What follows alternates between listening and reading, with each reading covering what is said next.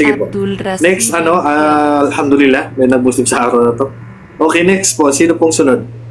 Kay, Iman. Si? Joanne. Juan, yes. Joanna? Assalamualaikum po. Magandang waalaikumsalam. umaga po sa inyong lahat. Magandang umaga.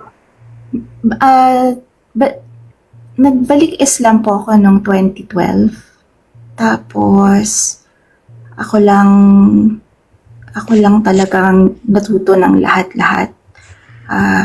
Nag-research ako, nag-attend ako ng mga events sa pag may mga conferences po nakakapag-attend ako. Tapos, alhamdulillah, maraming mga resources naman online at may mga nakakausap ko pa ilan-ilan. Ngayon lang ako nagkaroon ng pagkakataon na makapagtanong talaga sa mga concerns ko. Ako po kasi ang unang nagbalik Islam sa aming pamilya. Meron po akong, dati may asawa po ako na nag-asawa kami, pero hindi siya Muslim. Matagal na rin kami hiwalay, pero meron kaming 2 anak. Matanda na po yung 2 anak ko. Yung bunso ko po ay 8 years old na. At nung pinanganak ko siya, syempre hindi alam nung asawa ko kung paano yung bubulong sa kanya, pagpakainin siya ng dates, wala. Pero ako ang gumawa. Kasi yun yung natutunan ko. Tapos, for some time, nawala po ko. Parang nagkahiwalay kami dahil hindi niya gusto na Muslim ako. At hindi niya nirerespeto yung mga practices ko, yung paniniwala ko. Very different siya.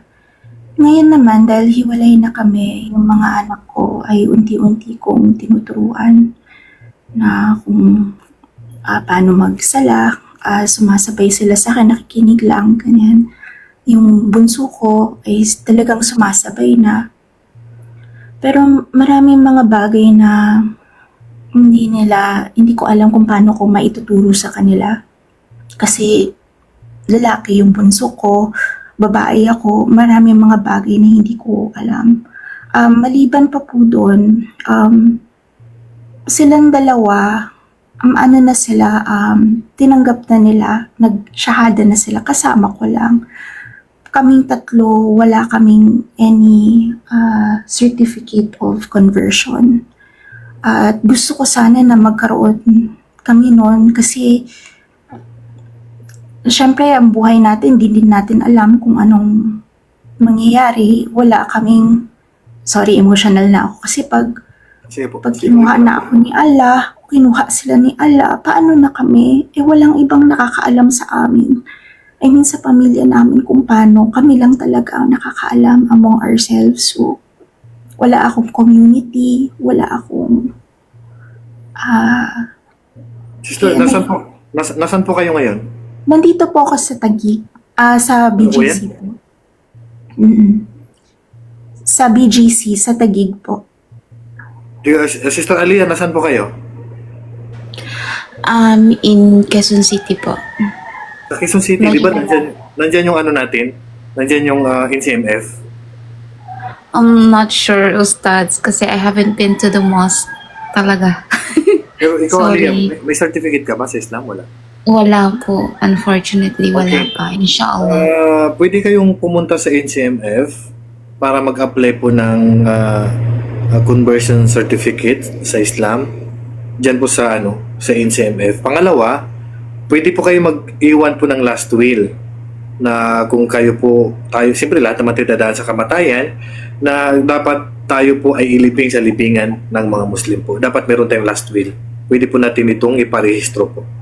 Yan pong pinapayo namin sa mga balik Islam para hindi sila mailibing sa libingan ng mga non-Muslim. At Sister Joanna, pwede niyo po ako i-message para mag-guide ko po kayo. Pa-message po at pahingi na rin po ng inyong WhatsApp. May WhatsApp po ba kayo, Sister Joanna?